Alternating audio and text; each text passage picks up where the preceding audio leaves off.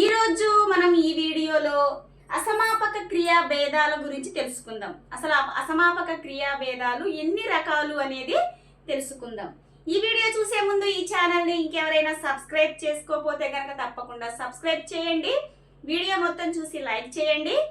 మనం టాపిక్లో కనుక వెళ్ళినట్లయితే అసమాపక క్రియ, అసలు ఫస్ట్ అసమాపక క్రియ అంటే ఏంటో చూద్దాం. చూడండి, ఒక పనిని పూర్తిగా చేసినట్లు చెప్పబడకపోతే గనక దానిని అసమాపక క్రియ అంటారు. అంటే మనం ఆ పని కంప్లీట్గా చేయము. మనం ఎగ్జాంపుల్ కనుక చూసుకున్నట్లయితే రాము అన్నం తిని అంటే తిన్న తర్వాత తను ఏం చేశాడో మనకు తెలియదు.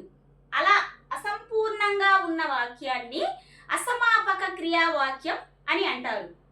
ఈ అసమాపక క్రియా వాక్యాల్లో 3 రకాలనేవి ఉంటాయన్నమాట.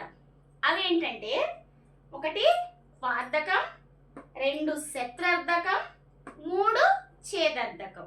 ఈ 3 కూడా అసమాపక క్రియా భేదాలు. ఈ ఒక్కొక్క దాని గురించి అసమాపక క్రియా భేదాల్లో ఉన్న 3 ఈ వాక్యాల గురించి మనం ఇంకొక వీడియోలో చూసుకుందాం.